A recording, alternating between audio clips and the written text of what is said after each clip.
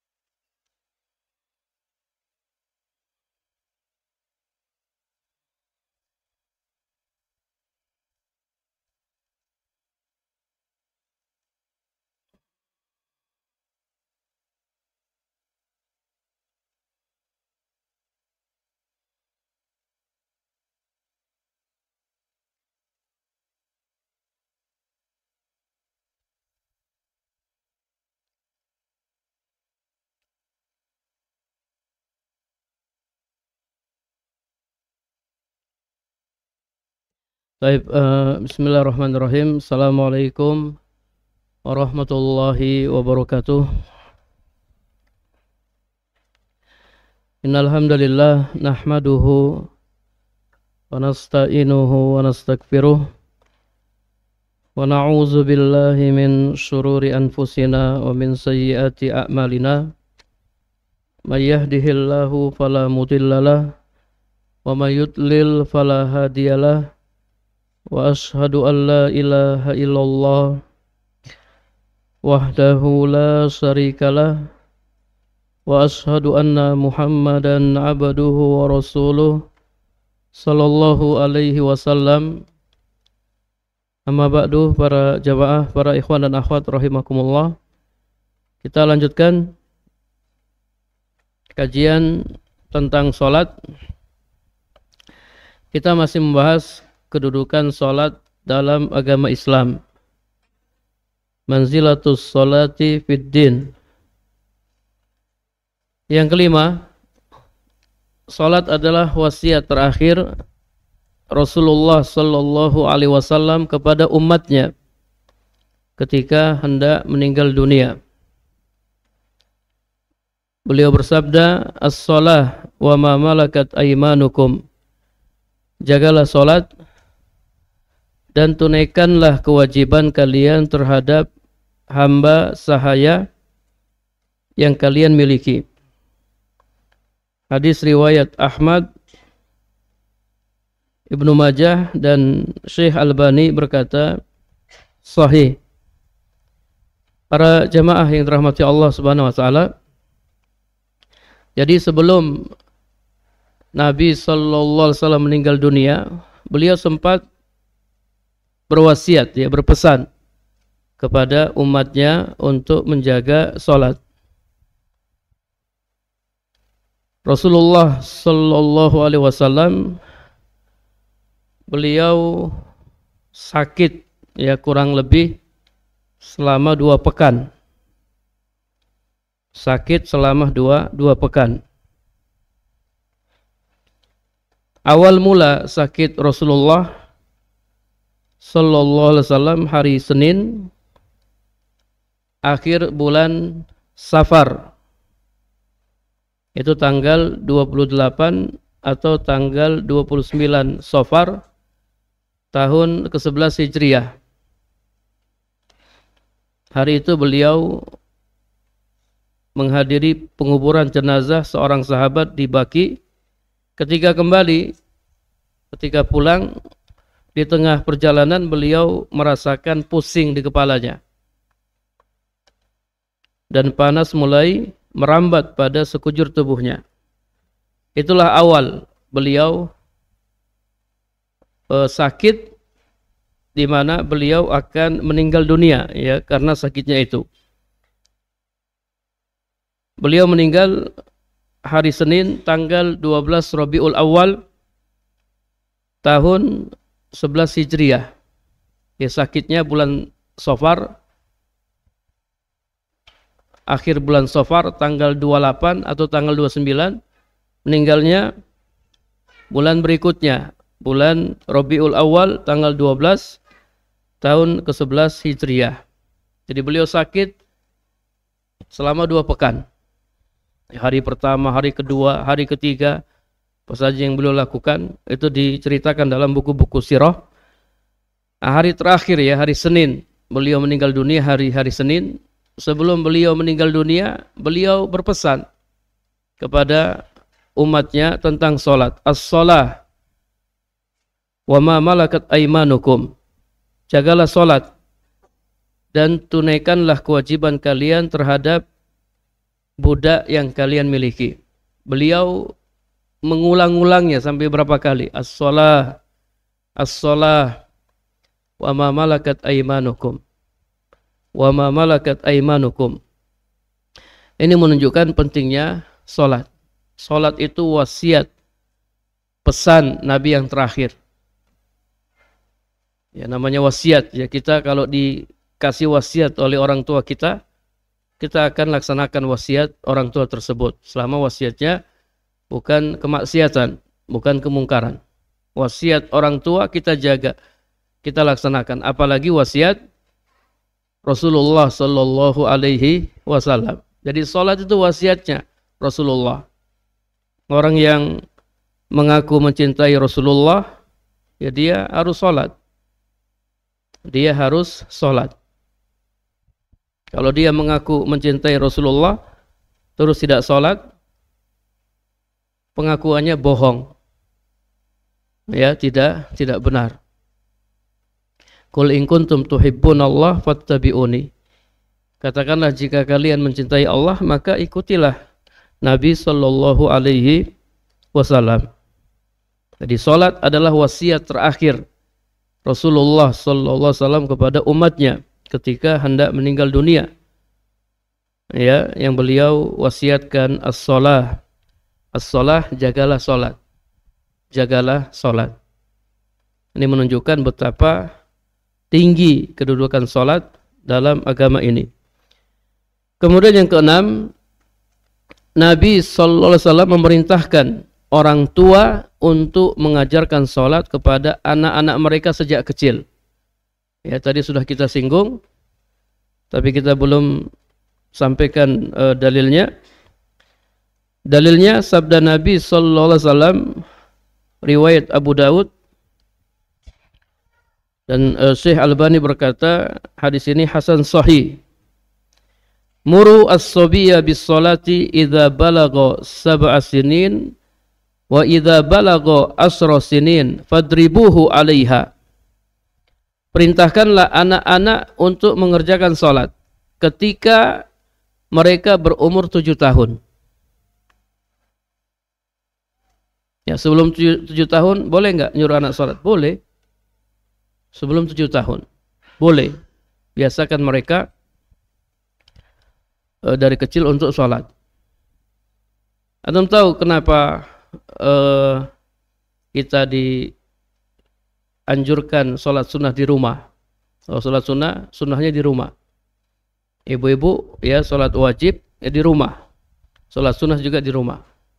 Salah satu manfaatnya supaya anak-anak dia akan melihat orang tuanya salat dan dia akan ikuti. Itu pernah lihat anak kecil yang belum tahu apa-apa, dia mengikuti gerakan ibunya yang salat. Ibunya berdiri, dia ikut berdiri. Ibunya ruku, dia ikut ruku. Ibunya sujud, dia ikut sujud. Kita disyariatkan salat di rumah supaya anak-anak kita melihat ya kita salat, kemudian mereka bisa menirunya, bisa mengikutinya. Anak-anak itu namanya anak-anak, dia ketika melihat sesuatu dia tangkap, dia rekam, kemudian dia berusaha untuk mengikutinya, menirunya. Kalau yang dia rekam yang baik-baik, yang dia lihat yang baik-baik, dia akan ikuti yang baik-baik. Tapi kalau yang dia rekam itu yang tidak baik, ya dia jadi tidak baik. Ya, terutama ketika masih kecil ya, belum paham apa-apa. Dan ingat, sadar atau tidak sadar, anak itu memperhatikan kita. Ya, ada seorang ustadz, dia bercerita, dia sering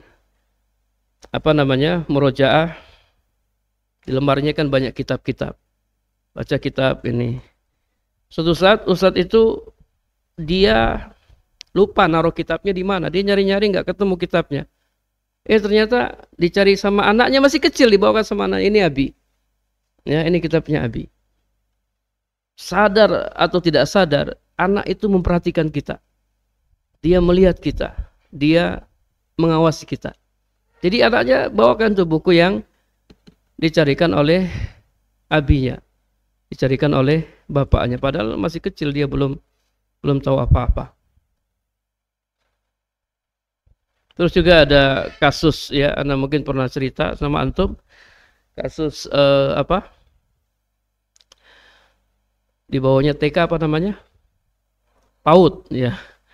Anak PAUD laki-laki yang mencium temannya yang perempuan. Terus ditanya sama gurunya, "Kenapa kau cium temanmu ini yang perempuan?" Kata dia, karena dia ngelihat abinya cium uminya. Dia ngelihat, dia tangkap, direkam, dia praktekkan. Tanpa dia itu salah atau tidak salah, dia belum bisa memfilter, dia belum bisa membedakan. Akhirnya orang tua dipanggil sama kepala sekolah, nih bapak dan ibunya Abi dan Umi dipanggil. Ini ada kejadian seperti ini. Terus katanya dia ngelihat Abi dan Uminya ciuman. Akhirnya bapak ibunya saling menyalahkan. Abi sih ya, Umi sih ya. Ingat ya, kita harus hati-hati ketika melakukan sesuatu di hadapan anak kecil, harus hati-hati. Yang kita perlihatkan yang baik-baik, sholat, baca Al-Quran, zikir ya di rumah, supaya anak mengikutinya. Tapi perintahkanlah anak kalian untuk sholat ketika mereka berumur 7 tahun. Jika telah berumur 10 tahun, ya pukullah dia jika meninggalkannya. Dalam hadis yang lain, hadis riwayat Abu Dawud, Tirmizi, dan dinyatakan hasan sahih oleh Syekh Al-Albani, Nabi sallallahu alaihi wasallam bersabda, "Muru auladakum bis-shalah wa hum abna'u sab'i sinin." Perintahkanlah anak-anak kalian untuk salat ketika mereka berumur 7 tahun. Wadribuhum 'alaiha wa hum abna'u asri sinin. Pukullah mereka jika meninggalkannya ketika mereka berumur 10 tahun. Wa farriqu bainahum fil madaji', dan pisahkanlah tempat tidur mereka, yakni laki-laki dan perempuan. Coba antum lihat dari 7 tahun ke 10 tahun. Berapa tahun? 3 tahun. 3 tahun. Ayo nak sholat, ayo nak sholat. Enggak mau dia, malah main, ya sudah. Terus, ayo nak sholat, ayo nak sholat. Selama 3 tahun. Kalau sudah 10 tahun, disuruh sholat masih enggak mau, itu sudah boleh dipukul. Sudah boleh dipukul. Kalau bisa dengan cara yang lain, ya pakai dengan cara yang lain. Karena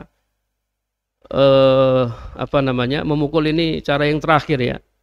Kalau antum bisa pakai cara yang lain, sudah 10 tahun, ayo nak sholat. Enggak mau, antum angkat suara antum. Ayo cepat sholat. Ya. Kalau belum mempan lagi, antum lihat dia dengan pandangan yang bermakna ya. Antum pelototin, cepat sholat. Ya. Tak apa-apa. Diangkat suaranya, dipelototin. Kalau tidak nanti dihantam, kasih ancaman dulu. Jadi tidak langsung mukul ya. Mukul juga ada aturan-aturannya. Ya, enggak boleh mukul wajah ya. Mukul jangan sampai meninggalkan bekas. Jadi memukul tujuannya untuk mendidik ya. Memukul tujuannya untuk mendidik. Kalau dengan cara-cara yang lain, dia udah berangkat sholat, sudah kita nggak pakai mukul, pakai keraskan suara, angkat suara, ya. Kalau perlu hanya pegang kayu aja ya untuk mengancam, ayo sholat. Kalau dia berangkat ya sudah, nggak perlu dipukul. Jadi memukul ini cara yang terakhir, itu pun ya ada aturan-aturannya, tidak asal memukul anak. Artinya bukan memukul anak seperti memukul pencuri ya. Enggak, ya. Nggak boleh mukul wajah. Kemudian juga ya jangan sampai meninggalkan bekas. Kita lihat penjelasan Dr. Shalih bin Fauzan Al-Fauzan. Beliau berkata dalam kitabnya Mulakhas Fiqih ya.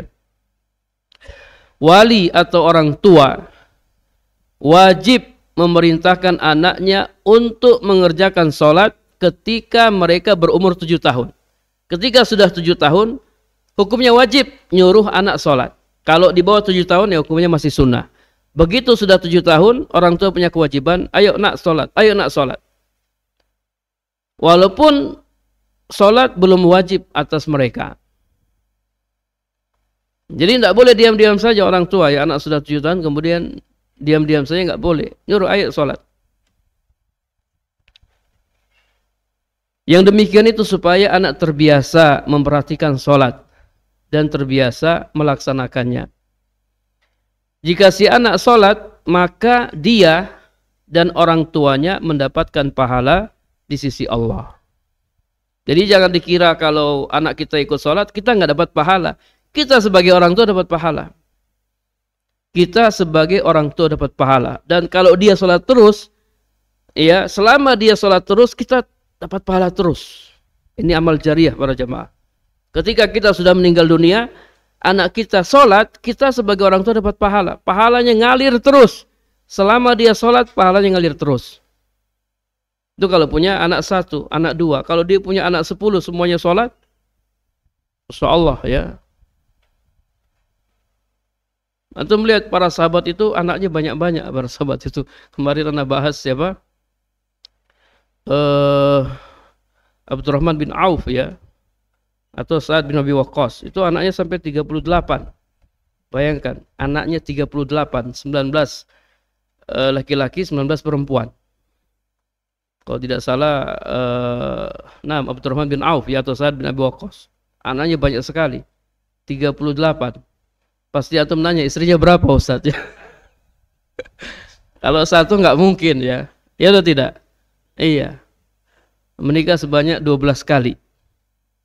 Ya, menikah sebanyak 12 kali. Menikah, istrinya meninggal, nikah lagi. Pokoknya nikah sebanyak 12 kali. Anaknya ada 38. Ali bin Abi Thalib anaknya 36. Anaknya banyak-banyak para jamaah ya. Karena memang kita dianjurkan untuk memperbanyak anak. Kalau nyari istri, kata Nabi, tazawwaju al-walud al-wadud ya. Nikahilah wanita yang penyayang lagi subur. Fa inni mukasirun bikumul umam. Karena nanti aku akan berbangga-bangga di hadapan Nabi yang lain dengan banyaknya umatku. Ini umat saya yang paling banyak daripada umat yang lain. Jadi jangan batasi ya, jangan batasi anak, jangan batasi keturunan. Saya 2 aja Ustaz. Ya, anaknya 2, yang satunya meninggal dunia. Yang satunya jadi penjahat ya. Nauzubillah ya. Taib. Jadi orang tua wajib menyuruh anaknya untuk sholat ketika anaknya sudah berumur 7 tahun. Allah Subhanahu wa taala berfirman dalam surat Toha ayat 132, wa'mur ahlaka bis-shalah wastabir 'alaiha. Perintahkanlah keluargamu untuk sholat dan bersabarlah. Jadi sabar ya, anak namanya anak-anak ya. 7 tahun ayo nak sholat ya. 7 tahun ayo nak sholat, 8 tahun ayo nak sholat. Sabar. Nyuruh anak sholat, nyuruh keluarga sholat itu tahunan. Ya, sampai 3 tahun. Sampai 3 tahun. 10 tahun masih disuruh sholat. Masih disuruh sholat. Kemudian Syekh Dr. Shalih bin Fauzan Al-Fauzan hafizahullah melanjutkan, wali wajib memukul anaknya, wali wajib memukul anaknya jika ia menyepelekan sholat ketika sudah berumur 10 tahun. Ketika sudah berumur 10 tahun. Anak nanya antum, anak yang sudah 10 tahun itu sudah balik atau belum? Anak yang sudah berumur 10 tahun sudah balik atau belum balik? Sudah balik atau belum balik? Belum. Belum. Umumnya belum ya. Umumnya belum. Belum balik. 10 tahun ya. Disuruh sholat. Gak mau sholat dipukul. Gimana kalau anaknya sudah 20 tahun? Disuruh sholat gak mau. Gimana kalau anaknya sudah nikah? Udah 30 tahun. Udah punya anak lagi. Disuruh sholat belum mau. Wah 10 tahun aja suruh sholat. Gak mau dipukul. Gimana kalau sudah 17 tahun? Sudah 25 tahun? Sudah 30 tahun? Disuruh sholat kemudian gak mau sholat. Imam Abu Sulaiman Al-Khattabi berkata, hadis di atas menunjukkan betapa beratnya hukuman bagi orang yang meninggalkan sholat jika dia telah mencapai akil balik. Belum balik aja udah boleh dipukul. Apalagi kalau sudah balik, kemudian dia tidak sholat. Sebagian sahabat Imam Syafi'i berhujjah dengan hadis ini terkait kewajiban membunuhnya. Ya, terkait kewajiban membunuhnya jika dia meninggalkan sholat dengan sengaja setelah balik. Mereka berkata, jika ia boleh dipukul padahal belum balik, maka hal ini menunjukkan bahwa setelah balik, ia harus dikenai hukuman yang lebih berat darinya. Dan tidak ada hukuman yang lebih berat setelah pukulan selain dibunuh. Ini bukan pendapat ana, ini pendapat sahabat Imam Syafi'i. Karena ana pernah dikritik orang gara-gara menyampaikan ini. Ana bilang ana hanya menyampaikan pendapatnya para ulama. Ya, ada sebagian ulama yang berpendapat orang yang nggak sholat kalau sudah balik ya dibunuh. Yang bunuh siapa? Yang bunuh siapa? Bapaknya? Bukan, pemerintah ya. Kalau tegak hukum Islam, ya, kalau tegak hukum Islam. Orang berzina aja kalau sudah nikah dirajam sampai mati?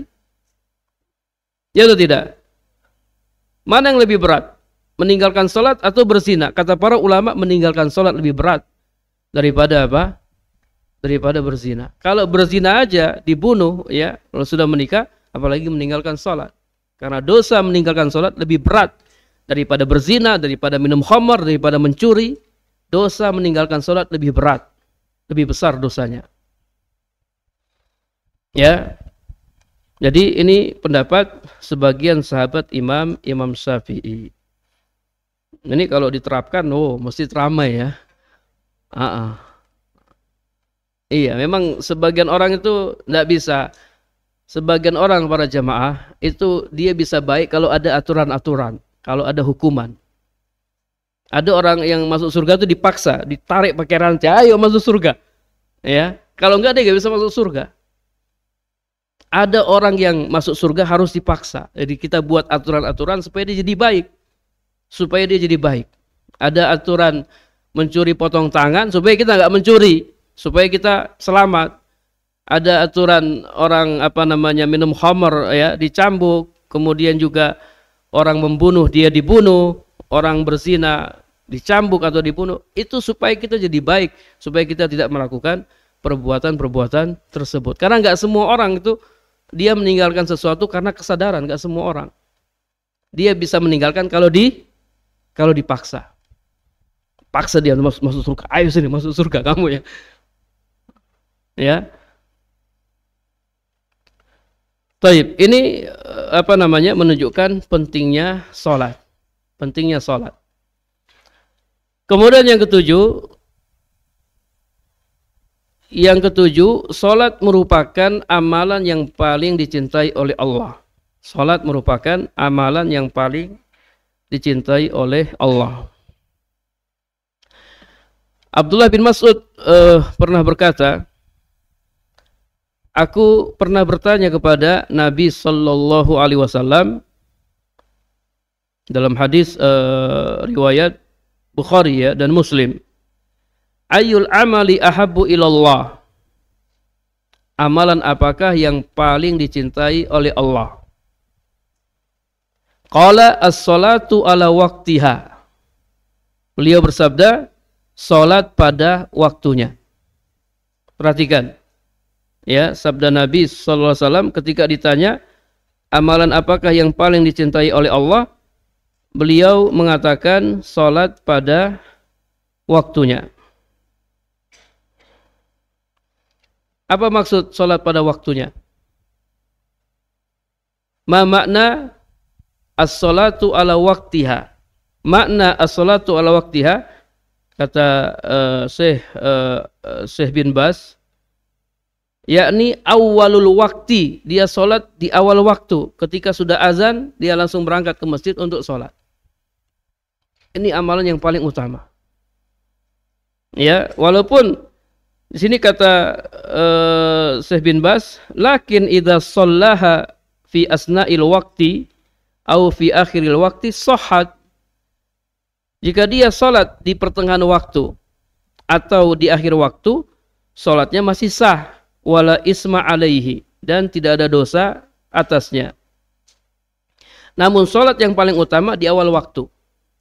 Ya, ibu-ibu yang ada di rumah ketika azan sudah dikumandangkan, ya udah siap-siap sholat sunnah, ya setelah itu sholat. Ibu-ibu boleh sholat zuhur jam 2, boleh.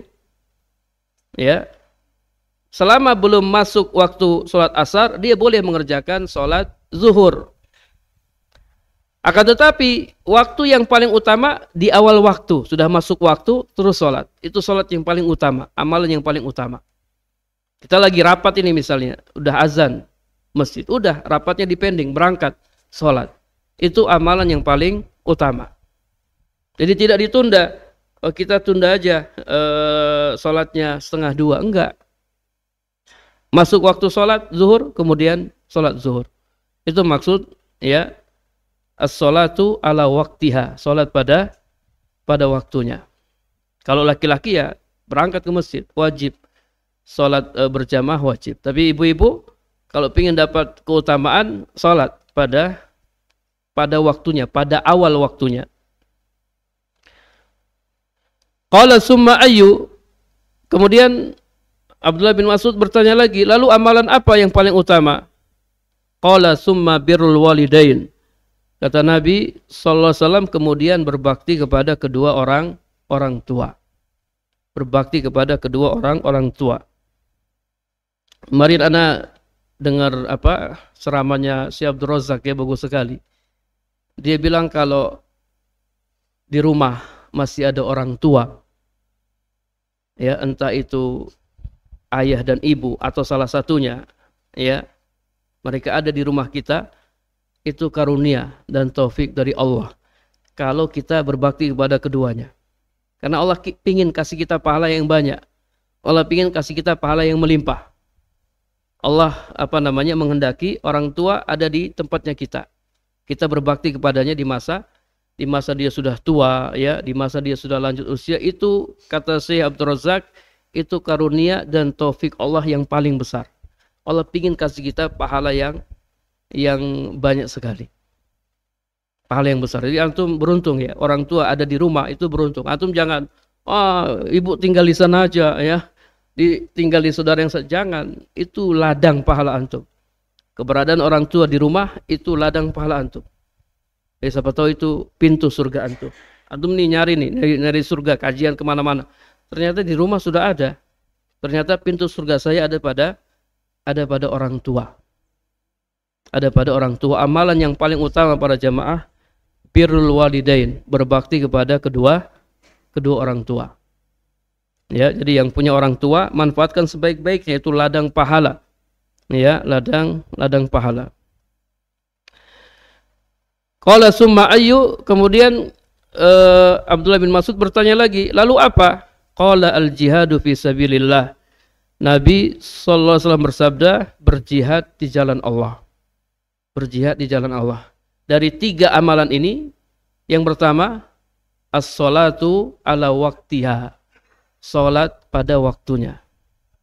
Ya, salat pada waktunya, ini amalan yang paling dicintai oleh Allah Subhanahu wa taala. Jadi Kalau kita apa namanya ada acara, ada kesibukan, udah tinggalkan kesibukan. Ya, kalau hari Jumat wazarul bai', tinggalkanlah jual beli. Bahkan kata para ulama, jual beli yang dilakukan setelah azan sholat Jumat tidak sah. Jual belinya tidak sah. Jadi sudah azan di masjid, kita masih jual beli, itu jual beli nggak sah, nggak sah. Itu harus dikembalikan barangnya, duitnya juga dikembalikan. Dan segera ke masjid, segera ke masjid. Kata Syekh Shalih Fauzan, ini tidak hanya sholat Jumat, sholat yang lainnya juga. Kalau sudah azan sholat zuhur, sudah tinggalkan aktivitas, pergi ke masjid. Kalau sudah apa namanya azan sholat asar, udah tinggalkan aktivitas, segera pergi ke masjid.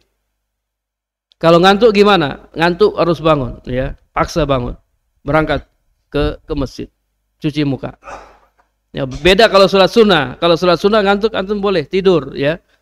Nanti kalau udah semangat bangun sholat sunnah. Kalau sholat wajib enggak, sholat berjamaah enggak, antum wajib berangkat ke masjid. Wajib berangkat ke masjid, wudu supaya ngantuknya apa? Ngantuknya hilang.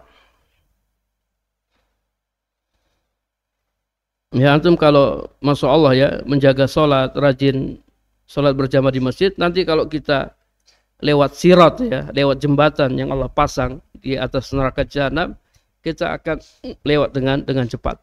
Ya, seperti apa? Seperti kilat. Orang-orang yang lewat dengan cepat, mereka orang-orang yang bersegera dalam melaksanakan kebaikan-kebaikan, sehingga mereka pun cepat melewatinya. Kemudian yang kedelapan, salat memiliki keistimewaan yang tidak dimiliki oleh seluruh ibadah lainnya.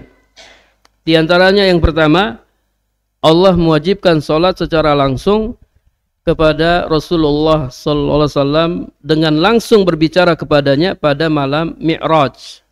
Tadi sudah kita singgung, tapi kita belum sampaikan hadisnya. Kita bacakan hadisnya, hadis riwayat Muslim dalam sahihnya dari Anas bin Malik radhiyallahu anhu, Rasulullah sallallahu alaihi wasallam bersabda, "Fa'auhallahu ilayya ma'auha, fa faradu alayya khamsina salatan fi kulli yawmin wa lailatin." Lalu Allah mewahyukan kepadaku apa yang dia wahyukan. Allah mewajibkan kepadaku salat 50.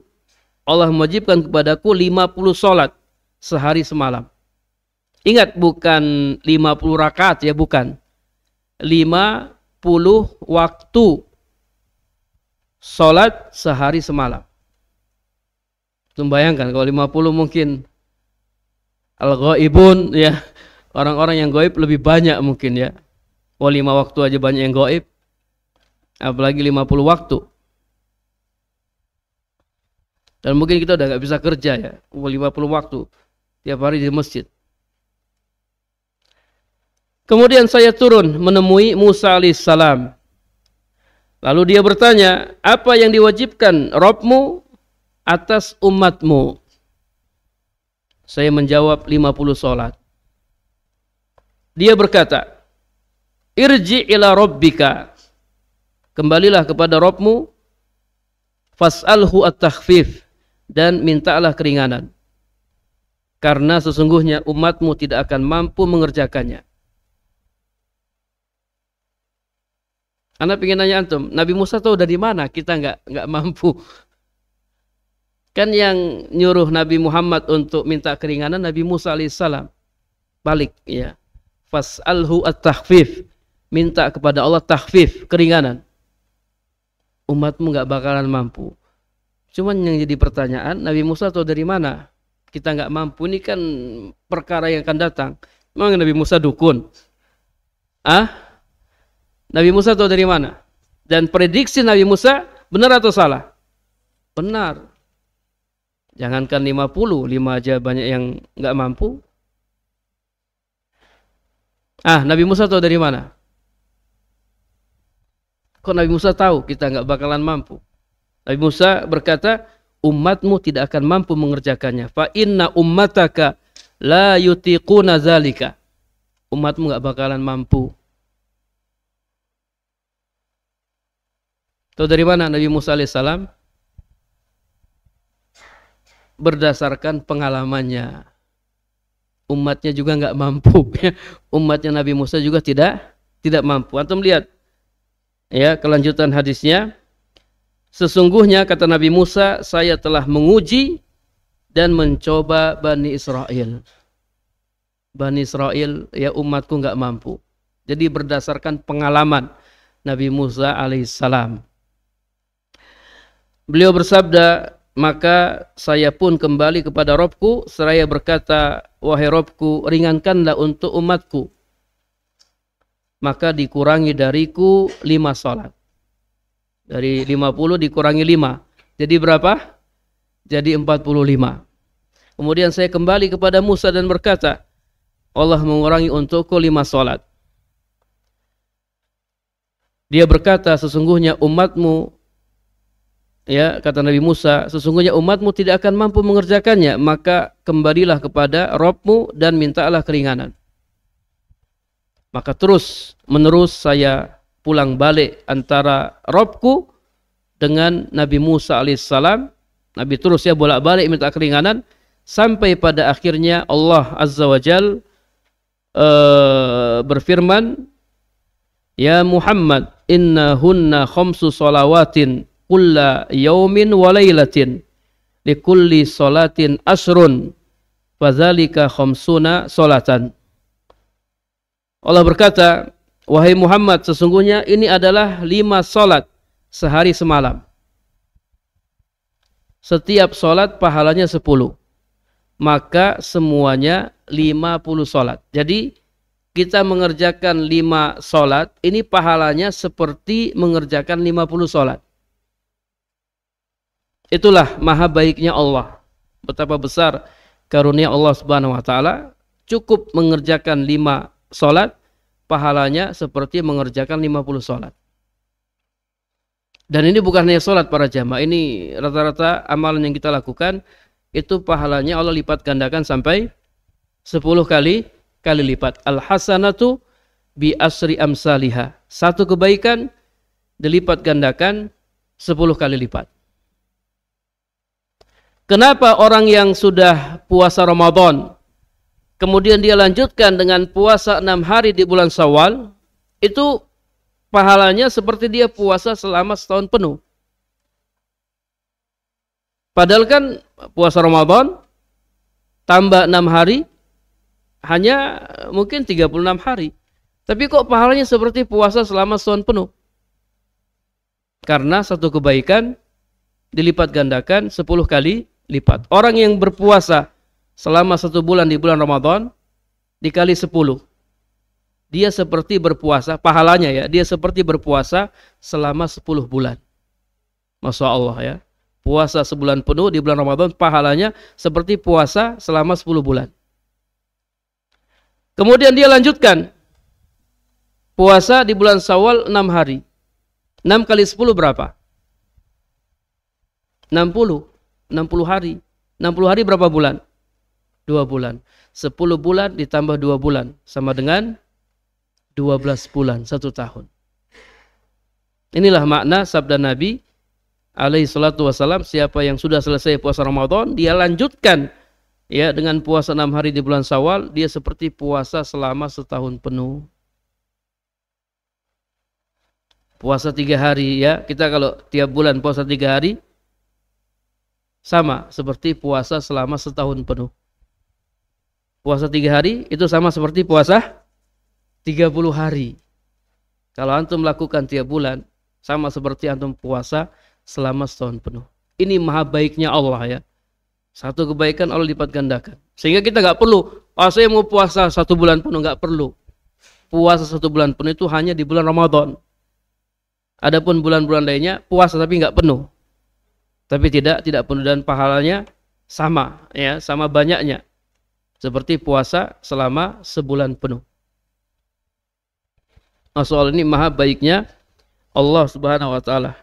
Satu kebaikan Allah lipat gandakan 10 kali lipat. Itu biasa. Terkadang para jamaah, satu kebaikan Allah lipat gandakan pahalanya hingga 700 kali lipat. Bayangkan 700 kali lipat. Seperti dalam Al-Qur'an, dalam surat apa? Surat Al-Baqarah. Ya. Al-Baqarah ayat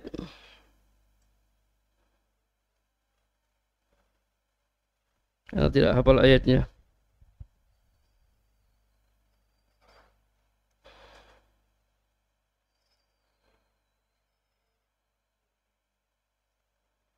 Ayat 261. Al-Baqarah ayat 261. Allah Subhanahu wa taala berfirman, "Masalul ladzina yunfiquna amwalahum fi sabilillah kamasali habbatin ambatat sab'a sanabil fi kulli sumbulatin mi'atu habbah. Allahu yudha'ifu liman yasha, wallahu wasi'un alim." Perumpamaan orang yang menginfakkan hartanya di jalan Allah seperti orang yang menanam sebutir benih, sebutir biji yang menumbuhkan 7 bulir. Pada setiap bulir ada 100 biji. Jadi berapa? 700. Ingat, ini pahalanya ya. Kita infak, misalnya antum infak 1 juta, itu pahalanya seperti antum menginfak 700 juta. Kalau ikhlas ya, kata para ulama, kalau kita ikhlas infaknya, Allah kasih 700 kali lipat pahala. Bukan antum infak 1 juta dapat 700 juta ya. Ya, jadi bukan motivasinya dunia, bukan. Karena ada ustadz sebelah suruh bersedekah tapi motivasinya apa? Dunia. Udah sedekah mobil nanti diganti. Tapi kok belum diganti, sedekah lagi sampai habis hartanya ya, sampai miskin dia. Pahalanya yang dilipat gandakan oleh Allah. Nah, terkadang Allah ngasih ganti berupa balasan dunia. Tapi di situ yang 700 kali lipat itu pahalanya.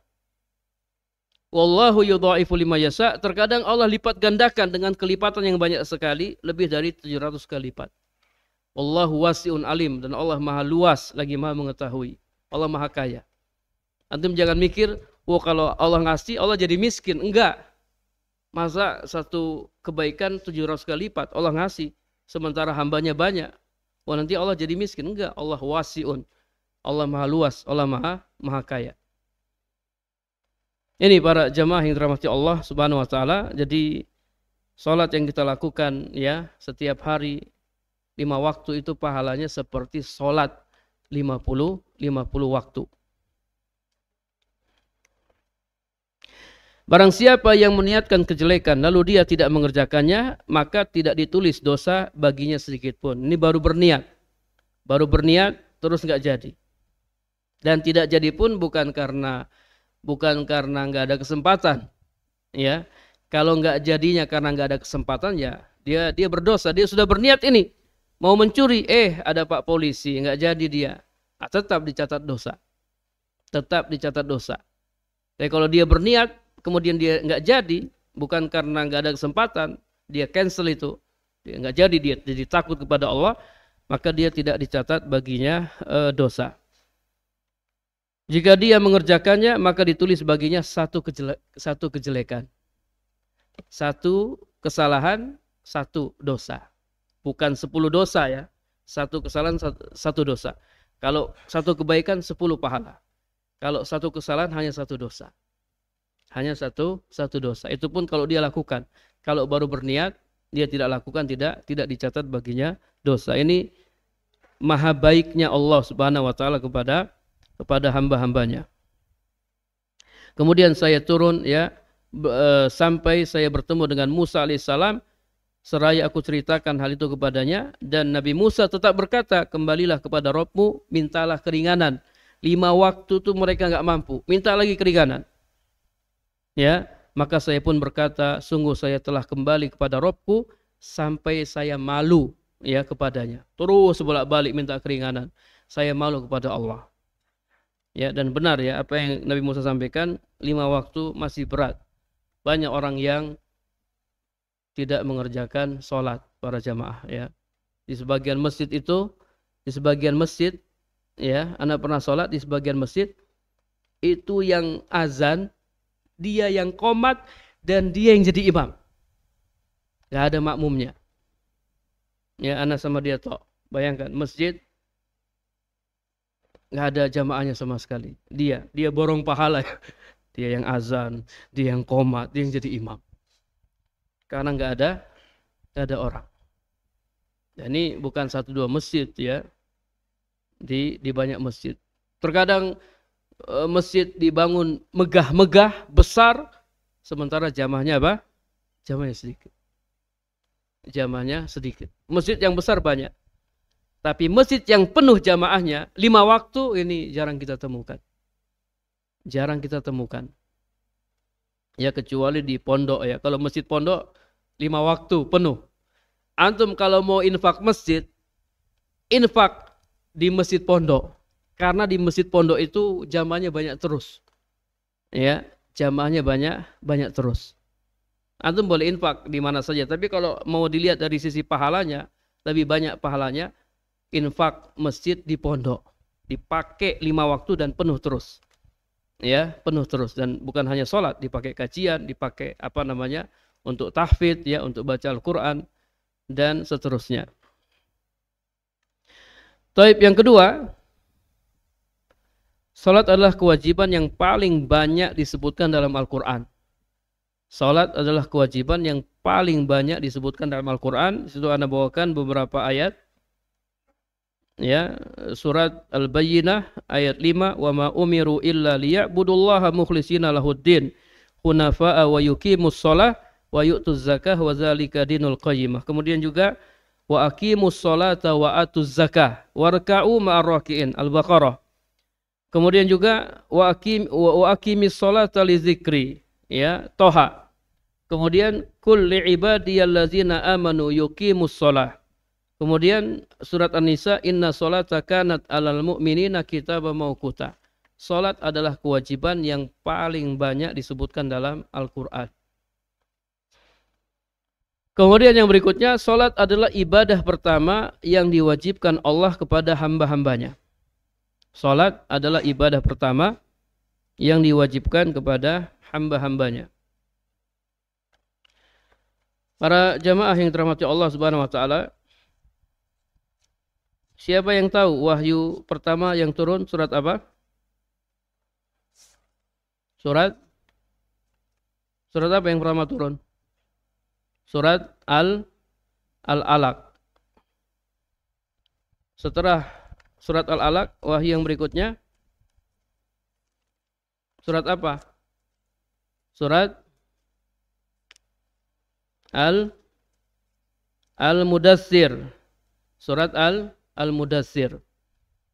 Nubbi'a bi'iqra wa ursila bil mudassir. Beliau diangkat sebagai nabi dengan Iqra, surat Al-Alaq, dan diangkat menjadi rasul dengan Al-Mudassir. Al-Mudassir. Setelah Al-Mudassir, surat apa yang turun? Inna awwala ma nazala ba'da Al-Mudassir hiya suratul Fatihah. Surat yang berikutnya turun surat Al-Fatihah. Wa hiya suratun tajma'u bainal hamdi wad du'a. Surat Al-Fatihah ini surat yang menggabungkan, mengumpulkan antara pujian dan doa. Untuk melihat Al-Fatihah itu isinya pujian dan doa. Alhamdulillahirabbil alamin, pujian. Ar-Rahmanir Rahim, pujian. Ihdinas siratal mustaqim, doa. Kama anna awwala ma amara bihi an-nabiyyu sallallahu alaihi wasallam minal ibadat as-shalah. Sebagaimana ibadah yang paling pertama yang Allah perintahkan kepada Nabi Muhammad sallallahu alaihi wasallam adalah salat. 2 rakaat di waktu pagi dan 2 rakaat di waktu sore. Ingat, salat diwajibkan bukan pas Mi'raj, bukan. Salat sudah diwajibkan sebelum ada peristiwa Isra dan Mi'raj. Hanya saja ya 2 rakaat di waktu pagi dan 2 rakaat di waktu sore. Adapun salat 5 waktu itu ketika peristiwa Mi'raj, ketika Nabi dipanggil oleh Allah Subhanahu wa taala. Sebelumnya sudah ada salat? Belum, sudah ada salat. Cuma 2 rakaat di waktu pagi dan 2 rakaat di waktu sore. Ibadah pertama yang Allah perintahkan kepada Nabi Muhammad sallallahu alaihi wasallam adalah salat. Nazala bizalika Jibril, perintah salat di bawah oleh Jibril, ya, yang 2 rakaat di waktu pagi dan 2 rakaat di waktu sore. Fa'allamahu al-wudu was-shalah. Fa'allamahu al-wudu was-shalah. Kemudian malaikat Jibril mengajarkan kepada Nabi Muhammad wudu dan salat. Insyaallah Nabi Muhammad gurunya malaikat Jibril. Para sahabat gurunya Nabi Muhammad. Diajarkan tentang wudu yang benar, kemudian sholat. Jadi orang yang mau belajar sholat, dia harus belajar wudu dulu. Ya, wudu dulu. Kata para ulama, annal ibadah la tusamma ibadatan illa ma'at tauhid, kama anna sholah la tusamma sholah illa ma'at toharoh, ay mal wudu. Sebagaimana ibadah tidak dinamakan ibadah kecuali dengan tauhid, begitu juga salat. Salat tidak dinamakan salat kecuali dengan toharoh, kecuali dengan wudu. Kalau ada orang salat tanpa wudu, dia dikatakan salat atau tidak? Dia dikatakan sudah salat atau belum? Salat tanpa wudu, belum salat dia. Demikian pula orang yang beribadah tanpa tauhid, dia dikatakan belum beribadah. Ya, jadi pelajari wudu ya. Alhamdulillah antum sudah apa? Antum sudah pelajari apa? Wudu ya. Sebagian besar antum sudah pelajari tentang wudu. Bagaimana cara wudu yang benar. Setelah itu pelajari tentang salat. Cuman mungkin yang perlu diperhatikan, Anda lihat tadi sebagian ikhwan kalau wudu masih boros ya. Putar kerannya gede-gede ya, air banyak sekali. Itu kalau kita tampung itu bisa dipakai 10 orang wudunya. Dia wudu sendiri. Antum bisa nggak wudu pakai air sebanyak ini? Bisa? Bisa? Tercuci semuanya, terbasuh semuanya? Bisa? Bisa.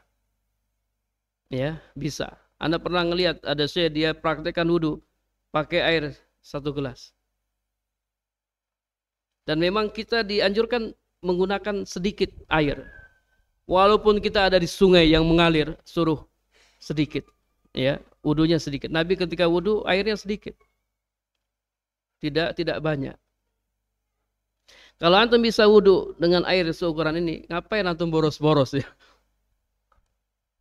Wudu dikit aja ya. Ada saya itu ketika dia wudu, kerannya dinyalain, matiin, cuci, nyalain lagi, matiin, dikecilkan. Biasakan untuk apa? Untuk hemat. Kalau semua umat Islam bisa wudunya seperti ini, berapa banyak air yang bisa mereka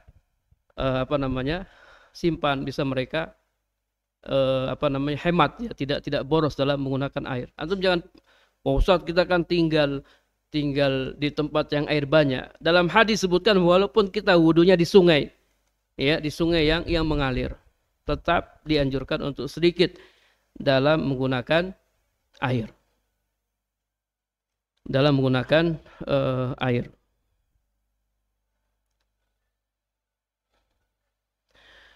Taib. Kemudian yang berikutnya, sholat diwajibkan sebanyak 5 kali dalam sehari semalam, berbeda dengan ibadah dan rukun Islam lainnya. Ini tadi sudah kita singgung ya. Kalau puasa setahun sekali, setiap bulan Ramadan ya kita puasa. Kemudian kalau haji, kewajiban haji sekali dalam seumur hidup. Kalau antum sudah haji, pingin haji lagi, haji yang kedua hukumnya sunnah. Haji yang kedua hukumnya sunnah. Kewajiban haji itu hanya 1 kali dalam seumur hidup. Itu pun bagi yang mampu. Kemudian kewajiban zakat ini juga 1 tahun sekali. Kalau hartanya sudah mencapai nisab. Ini para jamaah ya, alasan-alasan kenapa sholat memiliki banyak keistimewaan yang tidak dimiliki oleh ibadah-ibadah lainnya. Jadi jaga sholat ya, jangan kita malah jaga yang lain sementara sholat tidak kita jaga. Sudah bagus ya puasa di bulan Ramadan, sudah bagus. Ya, bayar zakat sudah bagus ya, kemudian haji sudah bagus, tapi sholat harus dijaga. Sholat harus dijaga. Jagalah sholat sebagaimana kita menjaga keluarga dan harta kita. Baik, selesai ya pembahasan yang pertama. Pembahasan tentang apa? Tentang kedudukan sholat dalam agama Islam. Manzilatus sholati fid din. Kedudukan sholat dalam agama Islam.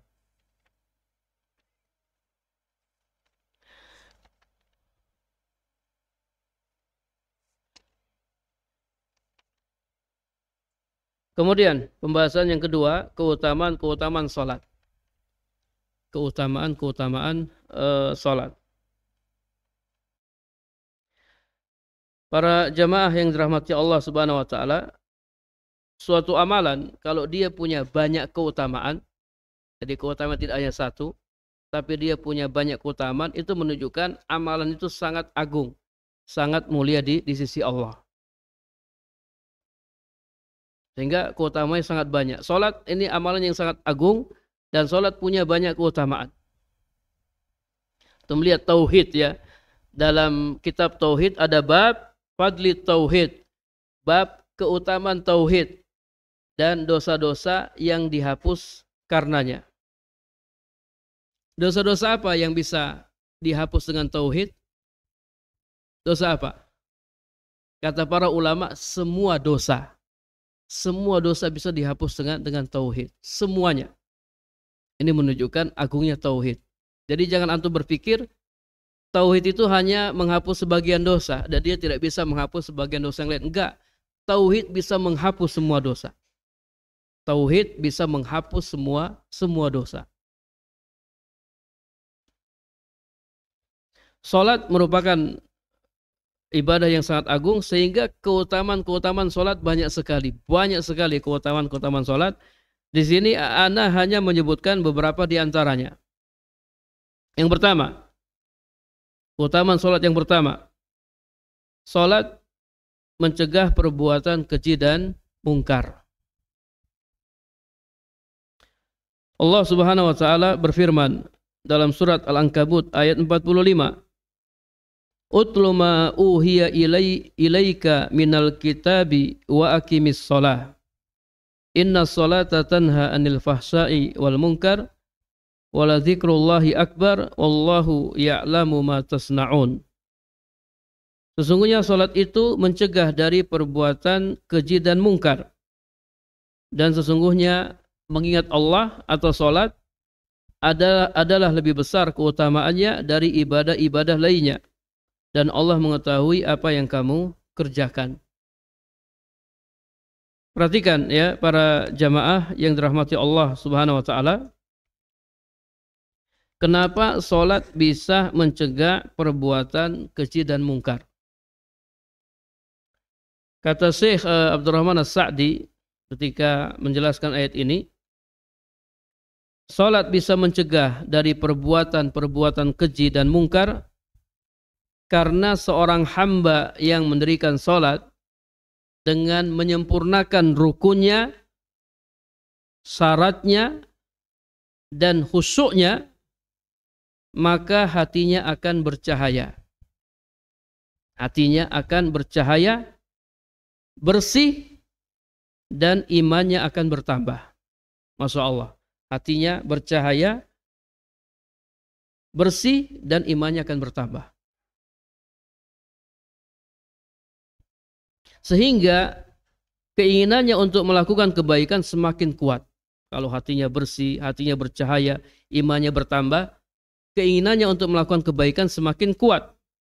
Dan sebaliknya, keinginannya untuk melakukan keburukan semakin berkurang atau bahkan hilang sama sekali.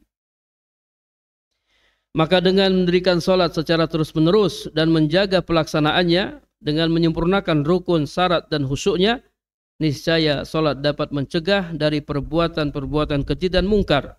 Ini merupakan tujuan dan buah yang paling agung dari mendirikan salat.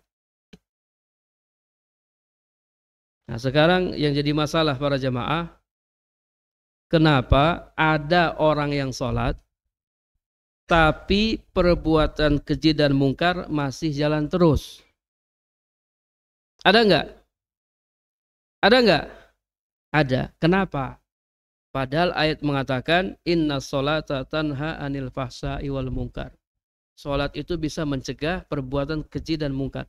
Tapi kenyataannya, faktanya ada orang sholat tapi maksiatnya masih jalan terus. Perbuatan kejinya masih jalan terus. Perbuatan mungkarnya masih jalan terus. Ini yang salah di mana ini? Sholatnya salah berarti. Kualitas sholatnya. Jadi ayat nggak mungkin salah, ayat nggak mungkin keliru. Ini wahyu, ini firman Allah. Yang salah orangnya, sholatnya belum benar. Ingat, sholatnya belum benar. Tadi mungkin rukunnya belum dia sempurnakan, syarat-syaratnya, kewajiban-kewajibannya, ya belum dia sempurnakan. Apalagi sunnah-sunnahnya. Ya, di sini ada kitab. Ada kitab fikih sunnah lin nisa. Fikih sunnah lin nisa. Jadi fikih kewanitaan sesuai sunnah. Jelaskan semuanya. Wudu, ya, toharo, sholat.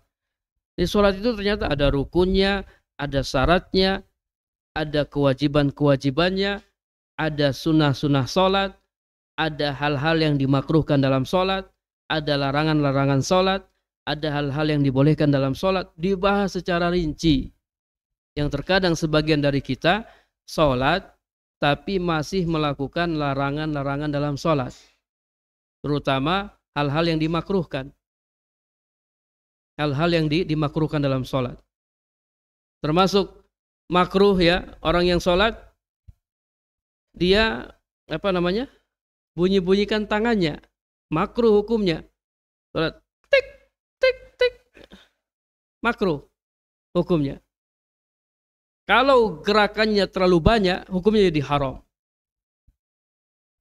Ya, ada orang sholat itu kan khusyuk, tenang, hatinya tenang, anggota badannya juga tenang, tidak banyak gerak. Gerakan yang dilakukan hanya gerakan sholat. Ya, dia ruku, sujud, dia tidak melakukan gerakan yang lain, tenang, diam. Ada orang sholat gerakannya banyak sekali, ya, pegang-pegang jenggotnya, ya, anak sudah tua ternyata. Ya, ada yang ada orang sholat sambil ngupil.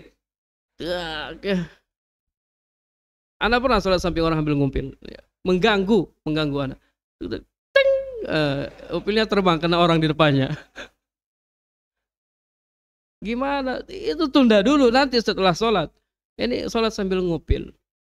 Jadi ada banyak larangan-larangan dalam sholat yang masih kita lakukan, sehingga kadang sholat kita enggak berkualitas, enggak bisa mencegah perbuatan keji dan mungkar. Kita sholat tapi masih lakukan perbuatan keji dan mungkar. Karena tadi kualitas sholatnya. Kadang kita Allahu Akbar, pikiran sudah kemana-mana. Ya atau tidak? Sulit enggak untuk khusyuk para jamaah? Sulit sekali. Nanti kita bahas di akhir pembahasan. Kiat-kiat meraih khusyuk. Sulit sekali untuk khusyuk. Karena khusyuk sudah diangkat oleh Allah Subhanahu wa taala. Jadi sulit untuk meraih khusyuk, sulit sekali. Ada orang ketika enggak sholat, dia lupa sesuatu, tapi begitu sholat dia langsung ingat. Iya, ana pernah sama teman dulu di Madinah, ya. Waktu kita dari kampus kita mau ke Masjid Nabawi. Ba'da sholatil asr, ya. Kita mau sholat maghrib, sholat isya di Masjid Nabawi. Itu sepanjang jalan di atas bis, itu teman anak, tadi duit anak di mana ya, 50 real. Dia tadi merasa bawa 50 real. Terus kok nggak ada duitnya. Dia mikir terus. Sampai tiba waktu sholat maghrib. Pas sholat maghrib, Allahu Akbar, selesai salam, anak ingat katanya. Anak ingat. Tadi duitnya anak pakai beli pulsa. Antum ingatnya kapan? Tadi pas sholat katanya. Pas sholat dia ingat. Bayangkan para jamaah, ya. Lihat bagaimana pintarnya setan. Setan yang suruh kita uzkur kaza, uzkur kaza. Itu dari setan. Ketika qomat kan setan kabur. Ketika qomat selesai dia balik lagi. Dia ganggu tuh orang yang sholat. Dia suruh uzkur kaza, ingat ini, ingat itu. Sehingga banyak yang kita ingat. Bahkan yang kita lupa pun kita ingat. Kadang kita lupa naruh kunci di mana. Tapi pas sholat, oh tadi di atas lemari. Makanya antum kalau lupa sesuatu antum sholat. nanti antum ingat. Sholat kita, kualitas sholat kita. Jadi kalau gini para jamaah, kalau selama ini kita sholat, masih suka maksiat, ingat kualitas sholat kita belum benar. Entah itu keikhlasannya, ya, entah itu tata caranya, ya, mungkin banyak hal-hal yang dilarang dalam sholat yang masih kita lakukan. Kita masih suka menghayal dalam sholat. Kadang sampai lupa, ya, lupa. Ini sudah rakaat keberapa? Ada orang dia lupa. Dia pernah nanya, Ustadz, ana waktu sholat, ana lupa, sudah salam atau belum? Lupanya itu sudah salam atau belum? Terus gimana? Anda tidak tahu, bingung, zikir apa masih sholat? Bayangkan, salam aja lupa dia. Ya. Katanya sudah tua Ustadz, ya, saya sudah tua. Jadi kualitas sholat kita. Ingat Allah mengatakan, inna sholata tanha anil fahsai wal munkar. Sholat itu bisa mencegah dari perbuatan keji dan mungkar. Kalau sholatnya benar. Salatnya ikhlas, salatnya sesuai tuntunan Rasul, maka akan membuahkan hasil tadi. Hatinya bersih, hatinya bercahaya, imannya kuat. Kalau hatinya seperti ini, dia lebih semangat melakukan kebaikan. Keburukan akan dia tinggalkan. Ya, jadi yang perlu kita perhatikan kualitas salat kita, ya, ditingkatkan. Pelajari apa rukun salat, ya, apa kewajiban salat, apa syarat-syaratnya. Ada sunnah-sunnah sholat, ada sunnah fi'liyah, ada sunnah qauliyah, ya, ada al-manhiyat fi sholat, larangan-larangan dalam sholat, ada mubtilatus sholat, ya, pembatal-pembatal sholat, dan seterusnya dibahas dalam kitab-kitab fikih. Dan tidak mesti, ya, orang yang bisa nulis kiat-kiat meraih khusyuk dalam sholat, sholatnya sudah khusyuk, ya, nggak mesti. Secara teori kita bisa.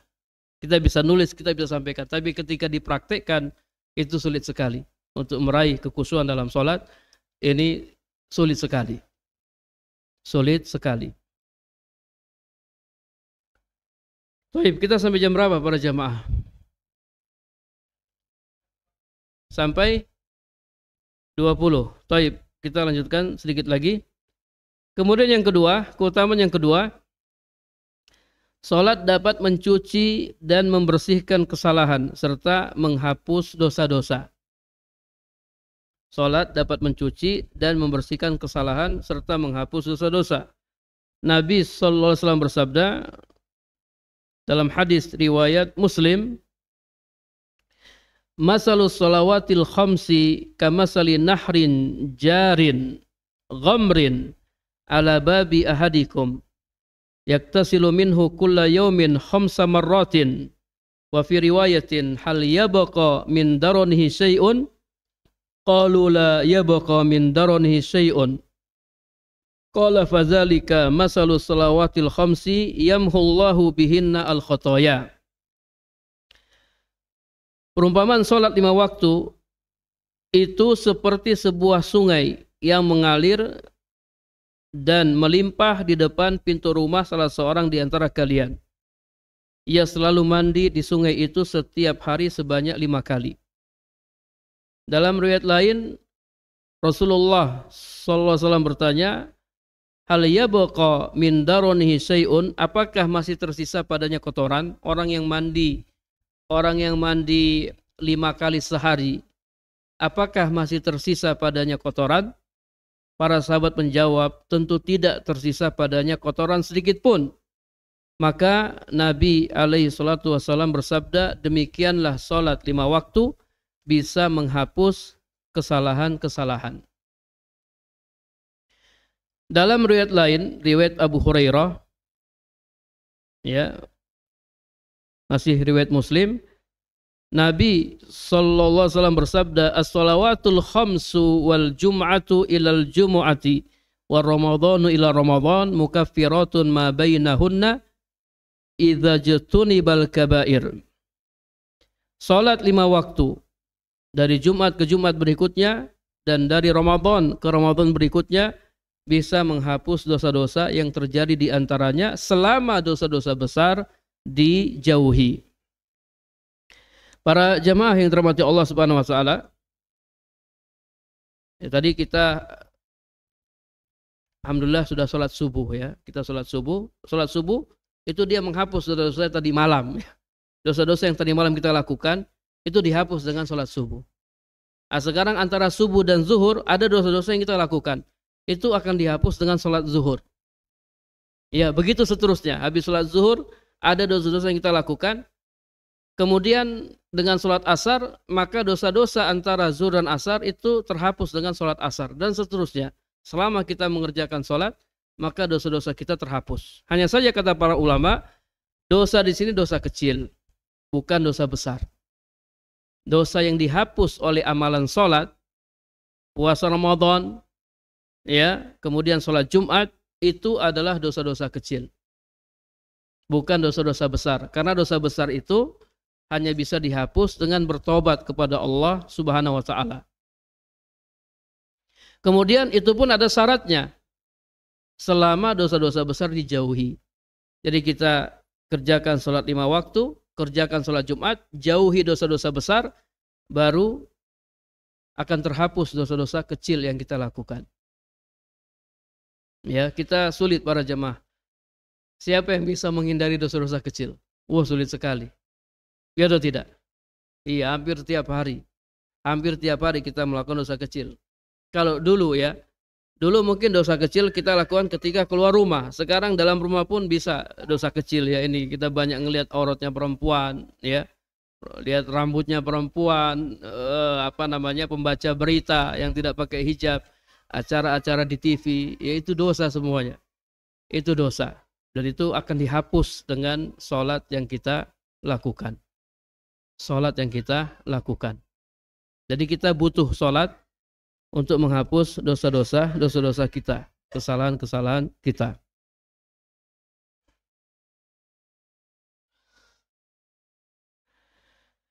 Kemudian yang ketiga, sholat adalah penolong. Sholat adalah penolong. Allah Subhanahu wa taala berfirman dalam surat Al-Baqarah ayat 45. Wasta'inu bis-sabri was-shalah wa innaha lakabiratun illa 'alal khashi'in. Jadikanlah sabar dan sholat sebagai penolongmu. Sesungguhnya yang demikian itu berat kecuali bagi orang-orang yang khusyuk. Sholat adalah sebesar-besar penolong dan pembantu bagi seorang hamba dalam melaksanakan ketaatan dan meninggalkan kemaksiatan. Perhatikan, sholat adalah sebesar-besar penolong dan pembantu bagi seorang hamba dalam melaksanakan ketaatan dan meninggalkan kemaksiatan. Kalau antum ingin dimudahkan melaksanakan ketaatan, sholat. Jadikanlah sholat sebagai pembantu antum. Antum ingin meninggalkan kemaksiatan, sholat. Ya, jadikanlah sholat sebagai penolong antum. Dia akan menolong antum untuk meninggalkan maksiat dan juga melaksanakan ketaatan. Ini maksud sholat. Jadikanlah sholat sebagai penolongmu. Menolongmu untuk melakukan ketaatan-ketaatan yang lain dan meninggalkan kemaksiatan. Tapi tentunya sholatnya yang benar ya. Sholatnya yang benar, yang ikhlas dan yang sesuai tuntunan Nabi Sallallahu Alaihi Wasallam. Kemudian yang keempat, sholat adalah cahaya.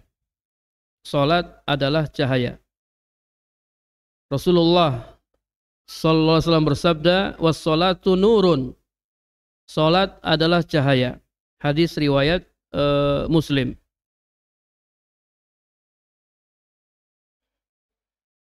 Yang dimaksud dengan cahaya di sini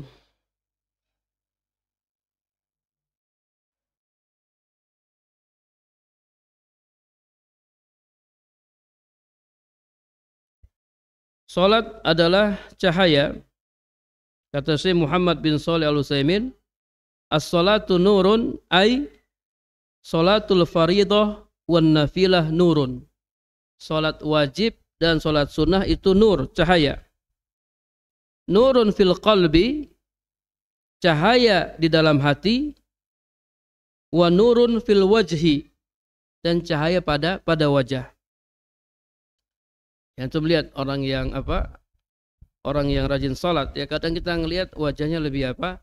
Wajahnya lebih bercahaya, wajahnya lebih ceria, wajahnya lebih terang, dan seterusnya.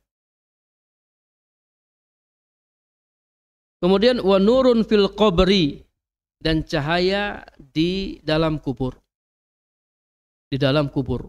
Alam kubur para jamaah itu alam yang paling mengerikan. Nabi pernah mengatakan, saya enggak pernah melihat pemandangan yang paling mengerikan daripada alam kubur. Alam yang gelap, kemudian juga sempit, dan juga sangat mengerikan. Orang yang rajin sholat, nanti kuburnya diterangi oleh cahaya. Sini kata Syekh Muhammad bin Shalih Al-Utsaimin, wa nurun fil qabri, dan cahaya di alam kubur.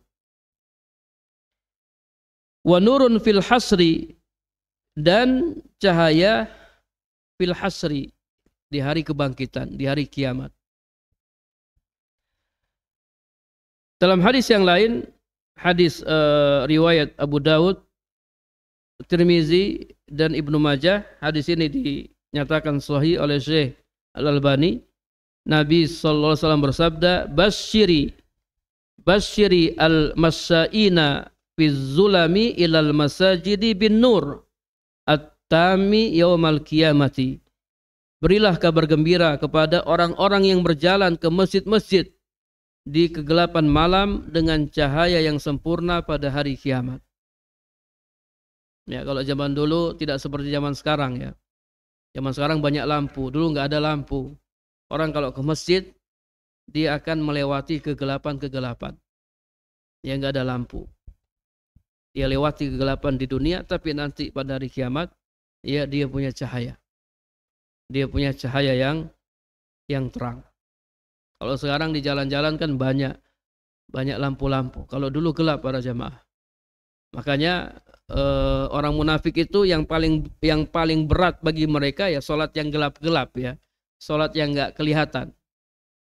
Salat apa yang paling berat bagi orang munafik? Salat Isya dan salat subuh. Asqalus salati alal munafiqin salatul isya'i wa salatus subhi. Salat yang paling berat bagi orang-orang munafik adalah salat Isya dan salat subuh. Kenapa berat? Karena enggak kelihatan. Enggak dilihat orang. Salat mereka itu riya, pengin pamer mereka. Begitu tidak terlihat, mereka enggak berangkat. Makanya mereka rajin salat zuhur. Orang munafik rajin salat zuhur. Karena kelihatan. Salat asar, rajin. Maghrib masih berangkat. Tapi begitu Isya subuh, mereka enggak berangkat. Mereka tidak berangkat. Kalau sekarang salat apa yang paling berat nih? Kita di zaman lampu-lampu penerangan. Salat apa yang paling berat? Salat apa? Semua salat ya berat. Ya, bagi sebagian orang semuanya berat Ustaz ya. Semuanya berat. Ya, mungkin salat subuh ya. Salat subuh itu kadang di masjid itu hanya beberapa orang salat subuh itu. Kalau salat maghrib penuh ya. Begitu salat subuh hanya 3 shaf ya, hanya 2 shaf. Ya ada sebagian teman-teman dia buat apa? Gerakan subuh berjamaah ya. Salat subuh ada makanannya ya. Ada kajiannya supaya orang berangkat salat subuh. Tadi memang orang yang lemah imannya harus pakai begitu-begitu ya. Iya, orang yang lemah imannya harus ada embel-embelnya. Ngaji dapat makan, itu berangkat ya. Dapat sembako berangkat. Tapi kalau lillahi ta'ala enggak berangkat mereka. Beda dengan orang-orang yang kuat imannya. Mereka cari surga, cari pahala. Ada embel-embel, enggak ada embel-embel mereka berangkat. Ya, lillahi ta'ala. Jadi salat, as-salatu nur. Salat adalah cahaya. Antum jaga salat, nanti hari kiamat antum akan bawa cahaya yang sangat terang, di mana cahaya itu akan membimbing antum menuju surga Allah Subhanahu wa taala. Kemudian yang kelima, dengan salat Allah Subhanahu wa taala akan meninggikan derajat dan menghapus kesalahan-kesalahan. Rasulullah sallallahu alaihi wasallam bersabda kepada Sauban, "Alaikum bikasratis sujud lillah." Hendaknya kamu memperbanyak sujud kepada Allah. Fa innaka la tasjudu lillahi sajadatan illa rafa'akallahu biha darajatan wa hatta anka biha khati'atan. Hendaknya engkau memperbanyak sujud atau memperbanyak salat. Sesungguhnya tidaklah engkau sujud kepada Allah, melainkan dengan sujud itu Allah akan mengangkatmu satu derajat dan menghapus satu kesalahan darimu. Hadis riwayat Muslim. Kalau antum hitung para jamaah, kira-kira antum sudah berapa banyak sujud?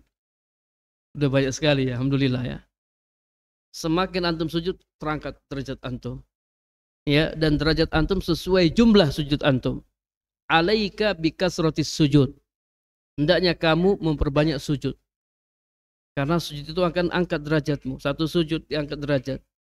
Angkat lagi derajat. Angkat lagi derajat. Karena surga itu enggak satu derajat. Surga itu darajat ya. Surga itu darajat dan dia ke atas dia. Tingkatannya ke atas. Kalau neraka darokat. Dia juga bertingkat-tingkat tapi ke bawah. Ya. Kalau darajat tingkatnya ke atas. Kalau darokat tingkatnya ke bawah. Yang paling bawah disiksa di neraka siapa? Nerakanya siapa yang paling bawah? Al-munafiq, innal munafiqina fid darkil asfali minan nar. Orang munafik ditempatkan di neraka yang paling bawah. Ya, jadi perbanyak sujud. Antum salat wajib, antum juga salat sunnah. Ya, antum salat wajib, antum juga salat sunnah. Salah satu fungsi salat sunnah untuk menyempurnakan salat wajib yang kita lakukan. Ya, salat wajib kita pastilah banyak kekurangannya. Cara menyempurnakannya dengan salat sunnah. Dengan salat sunnah.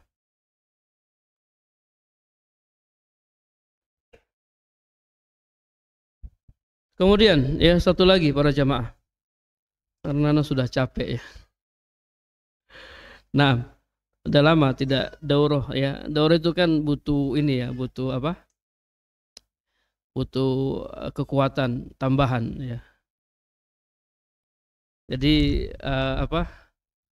kalau antum jadi ustadz itu ya gitu dari pagi sampai siang ngajar, nanti sore ngajar lagi, malam ngajar lagi. Mereka kadang kalau suruh jadi imam, anak tidak mau, sore udah habis pakai untuk ngajar ya. Sore sudah habis pakai untuk ngajar. Kalau jadi imam lagi udah serak-serak suaranya. Ya. Jadi nggak apa-apa ya, soalnya kita dapat pahala ya. Kita kumpul sini dapat pahala. Salat merupakan salah satu sebab menemani Nabi sallallahu alaihi wasallam di surga. Kalau kita ingin menemani Nabi, kita salat. Dari Rabi'ah bin Ka'ab al-Aslami, ia bercerita, kuntu abitu ma'a Rasulillah sallallahu alaihi wasallam fa ataituhu bi wadu'ihi wa hajatihi. Aku pernah bermalam bersama Rasulullah sallallahu alaihi wasallam, lalu aku membawakan air wudu. Perhatikan, kalau wadu itu air wudu. Kalau wudu itu perbuatan wudu. Beda ya, wadu dan wudu. Ya, kalau wadu wawunya di fathah. Al-wadu'u.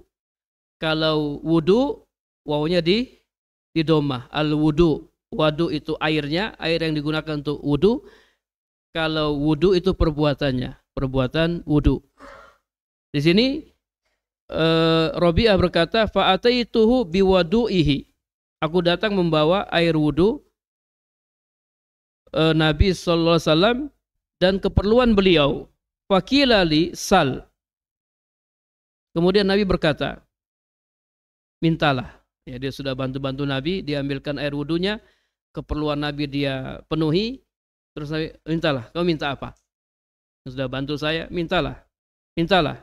Fakultu, aku berkata, as'aluka murafaqataka fil jannah. Masya Allah, permintaannya bagus sekali. Aku meminta kepadamu agar aku bisa menemanimu di surga. Ya Rasulullah, saya minta saya bisa menemanimu di surga. Qala awa ghairu dzalik. Kata Nabi sallallahu alaihi wasallam, adakah permintaan yang lain selain itu? Qultu huwa zaka. Aku jawab, hanya itu saja. Qala fa'inni ala nafsika bikasratil sujud. Kata Nabi sallallahu alaihi wasallam, bantulah aku untuk mengabulkan permintaanmu dengan banyak sujud. Ya, banyak sujud. Kalau kau banyak sujud, nanti kau bisa menemaniku di surga. Ya, jadi salat merupakan salah satu sebab menemani Nabi sallallahu alaihi wasallam di surga. Tanggung ya. Kita selesaikan ini. Tinggal 7 dan 8 ya. Yang ketujuh, setiap langkah menuju ke tempat salat atau masjid dan akan menghapuskan kesalahan dan meninggikan derajat. Jadi sujud, angkat derajat, menghapus kesalahan. Jalan ke masjid itu juga bisa mengangkat derajat dan menghapus kesalahan. Jalan ke masjid. Dari sahabat Abu Hurairah radhiyallahu anhu, ia berkata, Rasulullah sallallahu alaihi wasallam bersabda, "Man tatahhara fi baitihi." Siapa yang bersuci di rumahnya, summa masa ila baitin min buyutillah, kemudian berangkat ke masjid, liyaqdiya faridatan min faraidillah, untuk menunaikan salah satu kewajiban yang diperintahkan oleh Allah, yakni salat, kanat khatawatuhu ihdahuma tahuttu khati'atan wal ukhra tarfa'u darajatan. Maka salah satu dari tiap-tiap dua langkahnya akan menghapus kesalahan dan yang lainnya akan meninggikan derajat. Itu langkah kaki kanan angkat derajat, langkah kaki kiri terhapus kesalahan. Lagi langkah lagi, semakin banyak langkah yang antum lakukan, maka semakin tinggi derajat antum dan semakin banyak kesalahan antum yang dihapus oleh Allah Subhanahu wa taala. Jadi para ulama itu kalau mereka ke masjid, dia pendekkan langkahnya. Tidak gini ya, dipendekkan biar banyak ya. Nanti aja ya. Supaya langkahnya banyak. Ya, langkahnya banyak. Semakin jauh rumahnya, dia semakin banyak langkahnya. Jadi antum tetap semangat walaupun rumahnya jauh.